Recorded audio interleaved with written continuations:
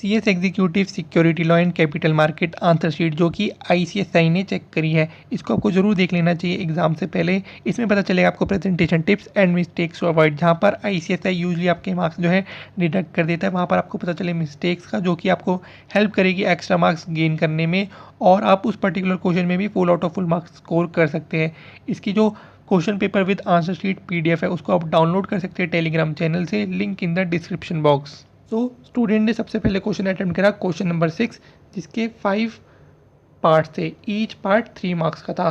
सो उनको 3 पार्ट्स में तो फुल आउट ऑफ फुल, इसका मतलब 3 मार्क्स मिले, और 2 पार्ट्स में उन्हें जो है 2 मार्क्स मिले। अब उनके वो मार्क्स जो 2 मार्क्स है वो कहाँ डिडक्ट हुए इन 2 पार्ट्स में।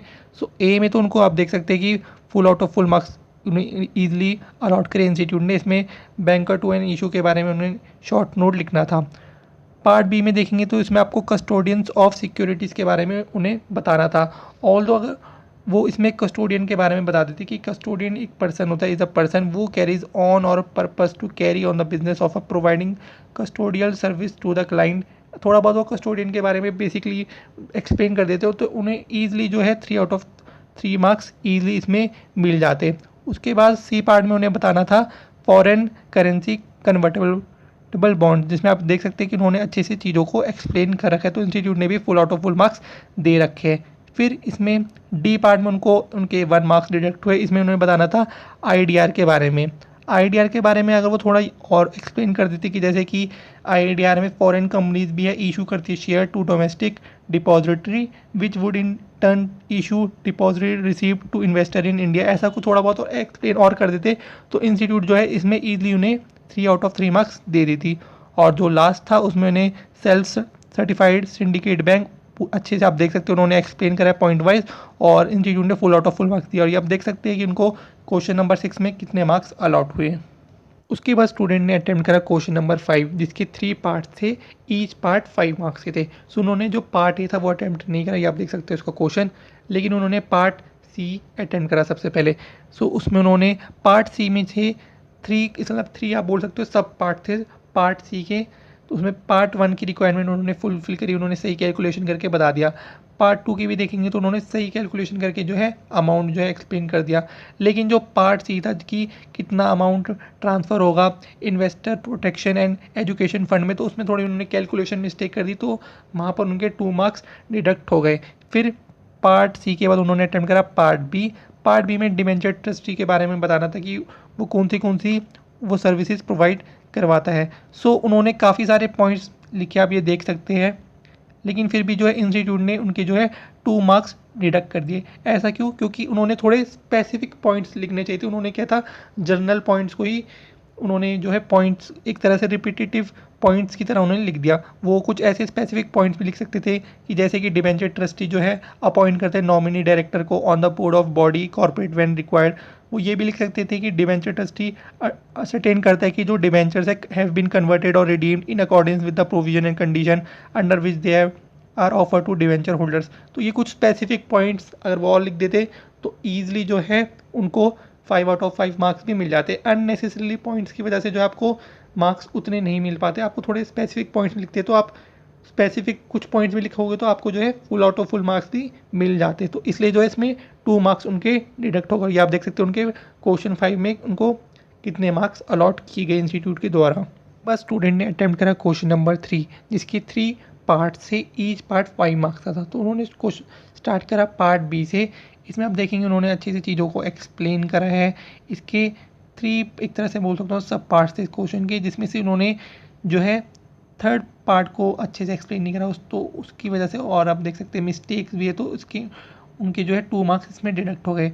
उसके बाद था क्वेश्चन नंबर 3 का, उन्होंने अटेम्प्ट करा पार्ट सी। सो आप देखेंगे उन्होंने अच्छे से जो है पोर्शन 1 जो है इसमें अच्छे से उन्होंने रेगुलेशन को एक्सप्लेन करा। लेकिन जो इसका सेकंड पोर्शन था क्वेश्चन का, जिसमें उन्हें बताना था कि जो स्टार है वो कैसे एलिजिबल है एग्जामिशन को अवेल करने के लिए सेम रेगुलेशन के अंदर, तो उन्होंने जो है अच्छे से एक्सप्लेन नहीं करा। उन्होंने इसको एक तरह से कंक्लूजन स्टेटमेंट के बेसिस में जो वाइंड अप कर दिया, वो थोड़ा एक्सप्लेन कर सकते थे कि एक्विजिशन ऑफ शेयर्स अगर टारगेट कंपनी का है, वो अगर pursuant to scheme of arrangement जो सैंक्शन करती है एनसीएलटी, और वो भी ये भी बता सकते एक्सप्लेन कर सकते थे कि जो एंटायर कंसिडरेशन है वो डिस्चार्ज हो जाएगा स्टार की तरफ से अगर वो इशू कर देंगे शेयर्स। अगर वो थोड़ा ऐसे एक्सप्लेन कर देते तो उनको जो है 5/5 मार्क्स ईजिली मिल जाते। तो इस मैं बोल सकता हूँ कि 2.5 इसके अबव वाले पोर्शन के मार्क्स थे, और जो सेकंड पोर्शन था उसके 2.5 थे। तो उनको जो है इसमें अबव में तो फुल आउट ऑफ फुल मिल गए, लेकिन जो सेकंड हाफ पोर्शन था उसमें उन्हें हाफ मार्क्स ही मिले, तो इसलिए उनको 3 मार्क्स मिले इसमें।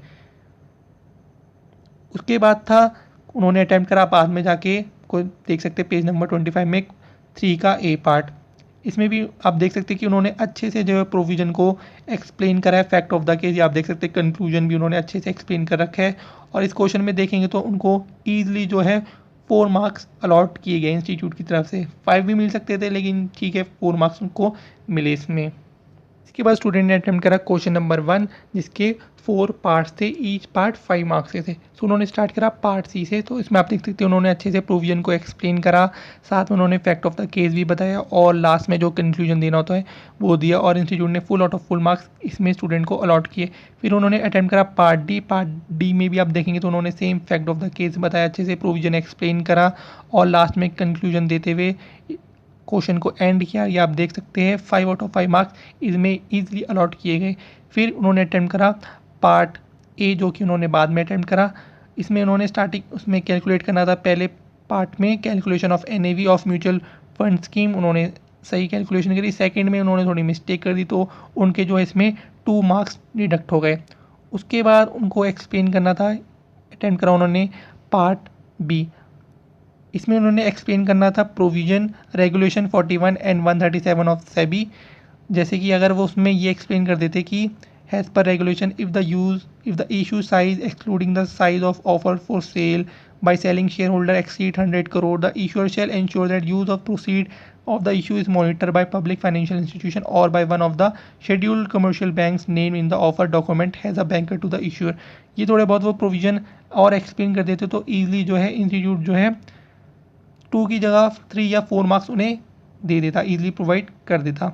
सो ये आप देख सकते हैं कि उनके 1 में इतने मार्क्स उन्हें अलॉट किए गए। इसके बाद स्टूडेंट ने अटेम्प्ट करा क्वेश्चन नंबर 2, जिसके 5 पार्ट से ईच पार्ट 4 मार्क्स के थे। तो पार्ट ए में देख सकते हो तो अच्छे से स्टूडेंट ने प्रोविजन को एक्सप्लेन करा, फैक्ट ऑफ द केस, और कंक्लूजन देते हुए स्टूडेंट को ईजिली जो इसमें 4/4 मार्क्स उन्होंने गेन करे। फिर पार्ट डी में भी देखेंगे तो फैक्ट ऑफ द केस उन्होंने अच्छे से एक्सप्लेन करा, प्रोविजन और कंक्लूजन देते हुए इसमें भी उन्होंने easily full out of full marks score करे।